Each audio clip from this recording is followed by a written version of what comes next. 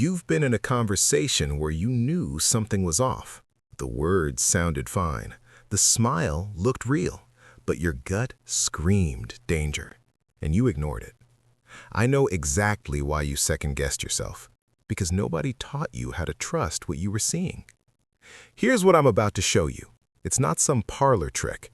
It's the same skill Machiavelli used to survive the Medici court, where one misread conversation meant exile or death, where Cesare Borgia identified traitors before they even knew they'd betray him. 500 years ago, reading people wasn't optional, it was survival. Today, I'm giving you what they never taught you in school, in business seminars, in therapy. First, let me show you what's happening right now, in every conversation you're having. Principle 1. The body betrays what the mouth conceals.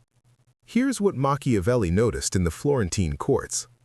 A man could swear loyalty with his voice while his feet pointed toward the exit. Think about the last time someone said, "I'm fine," while their arms crossed tight over their chest, their jaw clenched, shoulders up near their ears. You believed the words, didn't you? Because you were trained to be polite, to take people at face value. But here's the truth Cesare Borgia understood. The body's ancient, the brain's a new addition. When they conflict, the body wins every time. Watch the feet, not the face. Feet point toward what we want, away from what we fear. Someone's feet angled toward the door while they're listening to you, they're already gone. Hands behind the back, they're hiding something, literally or emotionally. Hand on the neck, stress, self-soothing, vulnerability they don't want you to see. And you've been missing this your entire life because you were taught to listen to words. Principle 2. Eyes don't just see, they speak. Livy documented this in his Histories of Rome. Before every assassination, before every betrayal, the eyes shifted first. It's not about maintaining eye contact like some corporate training told you. That's nonsense. It's about recognizing the pattern of someone's gaze. Too much eye contact? They're performing, trying too hard to convince you. Liars hold eye contact longer than truth-tellers because they read the same pop psychology you did. But here's what they can't control: the direction of the break. Eyes up and right, they're constructing, creating, possibly lying. Up and left, they're remembering, accessing real memory. Down and right, they're talking to themselves, checking their story. And that rapid flutter, those microsaccades when you ask a pointed question, that's cognitive load. That's the brain scrambling. The Romans knew this. Tacitus wrote about senators who could spot conspiracy in a glance. Not magic, pattern recognition. Say this with me. Bodies speak. I'm listening. But here's where it gets worse. Principle 3. The face lies in fractions of seconds. You've been taught to read emotions, right? Happy face, sad face, angry face. Kindergarten nonsense. Paul Ekman, the psychologist who advised everyone from the FBI to Pixar, discovered something Machiavelli intuited 500 years earlier. The face shows the truth for a quarter of a second before the mask goes up. These are microexpressions. Contempt flickering across someone's face before they say, "I respect your opinion." Disgust before, "That's interesting." Fear before, "I'm not worried." Here's what they never told you. You can't fake these. You can't control them. The amygdala fires faster than conscious thought. Machiavelli watched this in real time. He saw courtiers who smiled at their rivals while their upper lip curled in contempt for a fraction of a heartbeat. The ones who caught it, they survived. The ones who didn't, history forgot their names. You've been missing these flashes your whole life. Principle 4. Voice reveals what words hide. Stop. Everything I just said about reading bodies and faces, that's only half true. Because Aristotle knew something else. The music of speech matters more than the lyrics. Pitch rising at the end of statements, uncertainty masked as confidence, voice dropping in volume mid-sentence, shame, speed increasing, Anxiety or deception, the brain processing faster than the mouth can keep up. But here's the twist nobody teaches. Baseline matters. Hobbes understood this about human nature in Leviathan.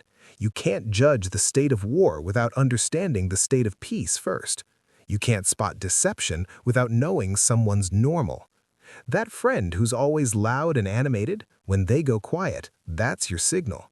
The colleague who speaks in measured tones, when they rush, something's wrong. Vocal tone reveals emotional state, but only if you know what normal sounds like.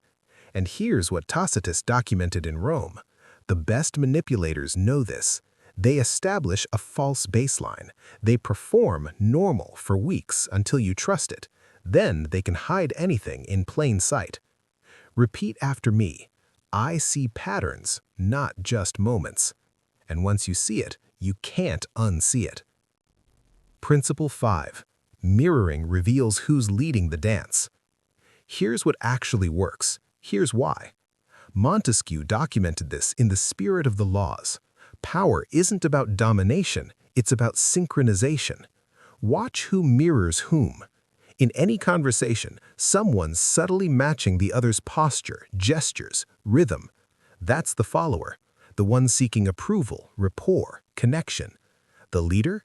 They set the tempo. Others adjust to them. But here's the power move Rousseau understood about the social contract. When you consciously mirror someone, their posture, their breathing, their speech patterns, you create artificial rapport. Their brain reads it as, this person is like me. Trust builds without them knowing why. Salespeople do this. Interrogators do this. Machiavelli's prince did this. You can too. Match their energy in the first 2 minutes of conversation, then gradually shift.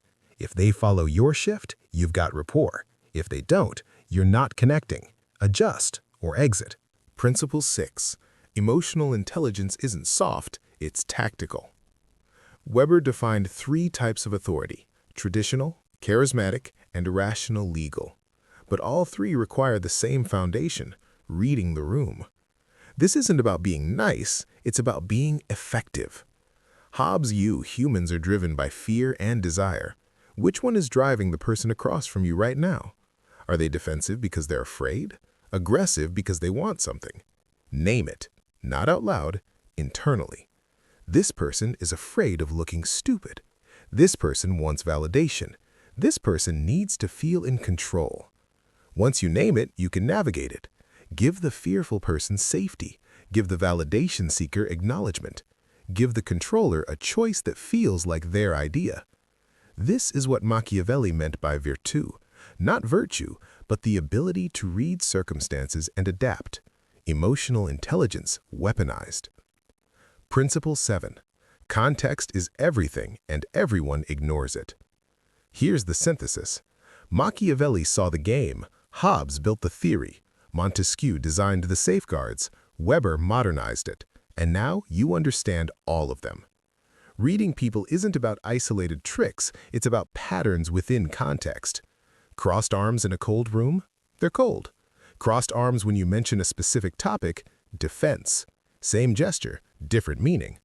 Someone avoiding eye contact? Could be lying, could be autistic, could be from a culture where direct eye contact is disrespectful. Rousseau's insight about the general will applies here. There's no universal human nature, there's only humans in situations. Read the situation first, then read the person within it. Establish baseline, note deviations, cross-reference with context, cluster the signals. 1 sign means nothing. 3 signs pointing the same direction? That's real. Principle 9. Verbal content hides in what's emphasized. Last one, and it changes everything.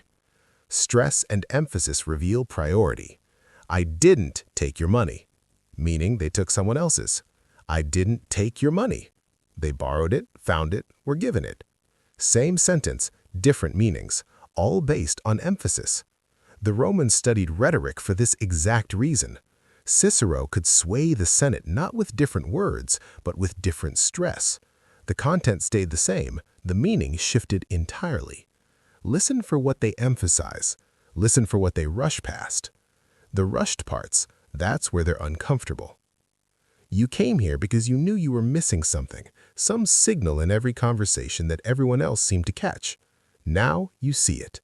The body that betrays, the eyes that navigate, the face that flashes truth, the voice that trembles with hidden emotion, the mirror that reveals hierarchy, the emotional currents beneath every interaction, the context that determines meaning, the omissions that scream louder than words, the emphasis that shifts everything.